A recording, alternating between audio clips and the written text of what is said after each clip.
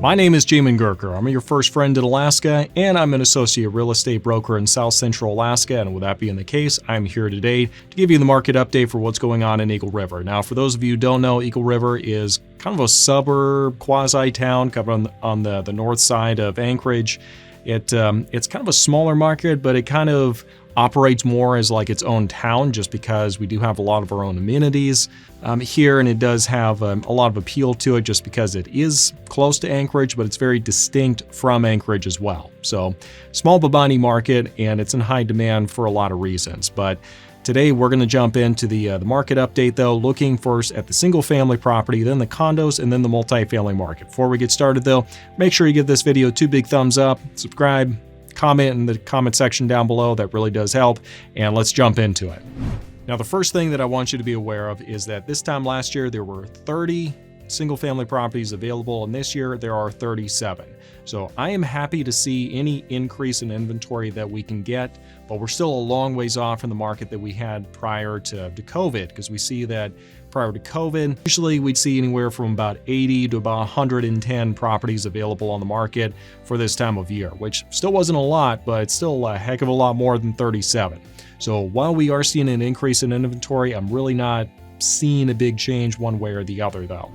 Now, looking at the number of single family properties that have actually sold, we see that this time last year there were 26 properties that sold, and this year it's 18. So that might sound like that's proportion-wise, that's a big cut. Not so much though. We do actually see prior to COVID that our normal number of sales in January was anywhere from about 18 to about 27. So we see that 18 actually is right within that range anyway. Next, we see the average sold price for properties in Eagle River went from about $500,000 this time last year to about $518,000 year-to-date this year. Now, keep in mind, these year-to-date numbers, they do obviously only show year-to-date. This is January, and we're also not talking about big numbers either.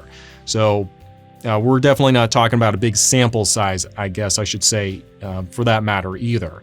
So with that being the case, I'm not surprised at all to see about a 3.6% increase of about approximately 18,000. So, that's about what I would expect. It wouldn't surprise me if it actually were a little bit higher, closer to about 4%. But this is about what I would expect to see in this market. Now, switching gears, we're going to take a look and see what's going on in condos. Now, with condos, this is, I've kind of said this before, but condos aren't really a big part of the makeup of the real estate market here in Eagle River. I do expect it to become a bigger part of the market as we move forward though, just because we're seeing obviously not a diminishing demand from people to live in Eagle River for all the amenities and everything that it does have to offer, but there's only so much space for us to actually develop because we are pretty much on the side of a mountain at this point. So with that being the case, I expect to see condos become more and more in demand and be used more and more as an option moving forward. That being the case though, still not a whole lot of options available in the grand scheme of things, because this time last year there were 7 available, now it's 11, but normally we would see anywhere from about 21 to 30 condos being available on the market. So the fact that we're seeing 11, that's still an improvement from 7, but we still got a long ways to go as far as the inventory goes. Now, the next thing we see is the number of condos that actually sold went from about 3 this time last year to 4 this year for the month of January. Now, normally we would expect to see anywhere from about 4 to 5 condos selling, even prior to COVID. So that does show that the demand for condos still remains pretty high. The number of condos available on the market is about a third of what it normally is.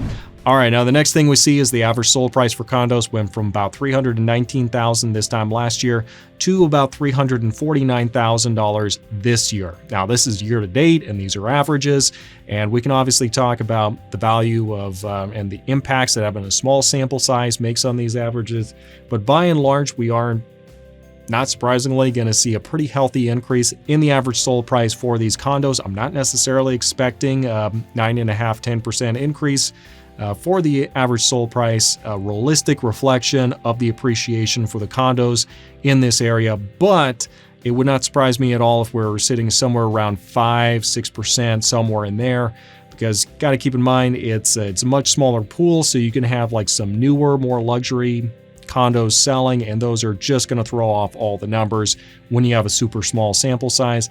And I do know that there is in fact a new development for condos in Eagle River that's been selling off their units. We're going to get into the multifamily market update in just a minute, but before we do though, let's take a quick break. For those of you who've been watching for a bit, you do know that I host a podcast called the Alaskan Journey Podcast, where I talk with people who've recently moved up here about their experiences of being up here, what it was like actually moving up here, the ins and outs, the pros, the cons, and all that good stuff in between. So if you're considering making a move up here, do make sure you go check that out. Link for that is in the description section down below, or there's a good chance we have a video option of the same episode on this channel as well. Now let's go and finish up today's market update, looking at the multifamily market. Now, anytime we are talking about multifamily in Eagle River, we just have to keep in mind there's going to be some big swings either way as far as inventory, as far as average sold price. It is all over the place. But let me tell you, this time last year there were 2 multifamily properties, and this year there are 3. So proportionally, it is going up, not by a whole lot. And also we would expect to see about anywhere from 4 to 10 multifamily properties available on the market. So yeah, we're going up, but gonna have a long way to go before we're back to where we were prior to COVID. Next, we see that the number of multifamily properties that actually closed, sold, ownership transferred to somebody else was 1 this time last year, and this year it is 0. So not a whole lot going on as far as as far as multifamily properties actually selling, at least for this year. But that's kind of what we expect. Not a whole lot of multifamily properties get bought and sold in the month of January. Normally we see anywhere from 0 up to 2, so not a huge surprise here. All right, last but not least, let's have a look at the average sold price. The average sold price year to date is 0. Big goose egg, because again, nothing sold for the month of January. But I do want to draw your attention to the average sold price, just to give you an idea how much these prices really do fluctuate in Eagle River, just because the sample size is so small. We see that the average sold price year to date last year was approximately $1 million, and we see that the year before that, in 2023, average sold price right around $430,000.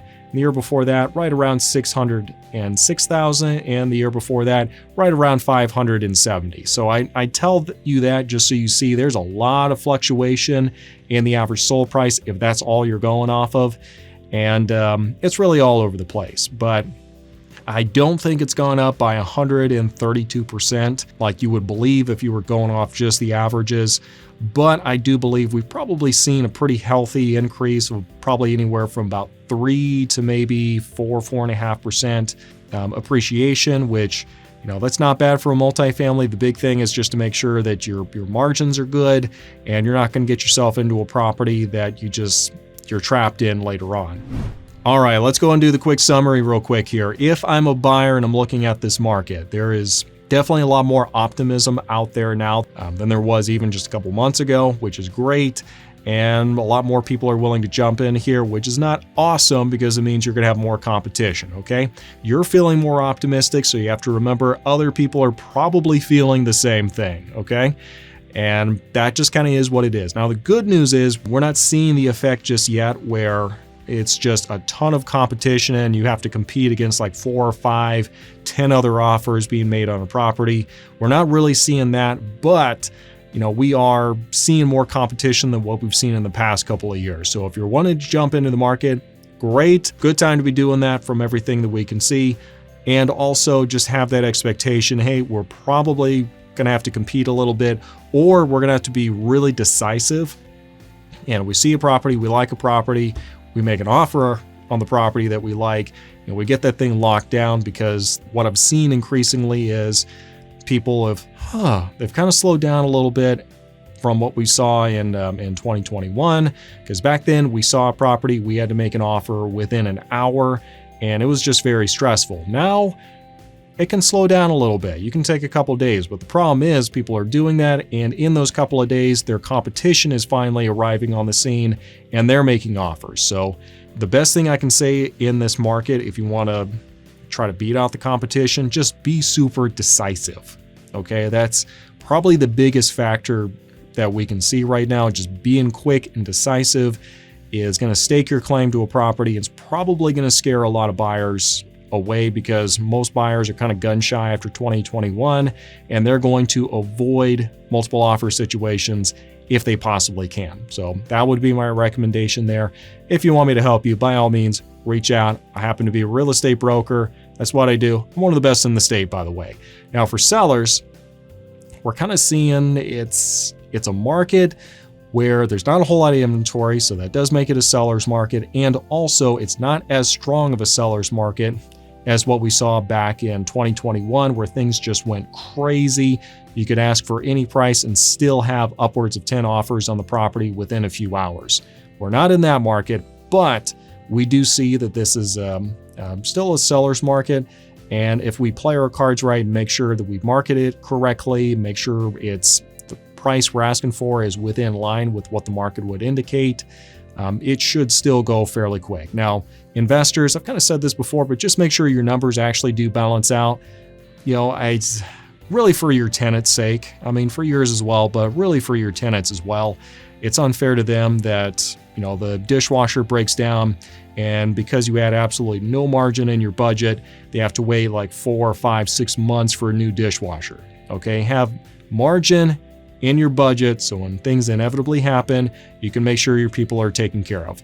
But that's all I got. So thank you for watching. If you have any questions, buyer, seller, or investor, feel free to reach out to me. Link to my website is down below.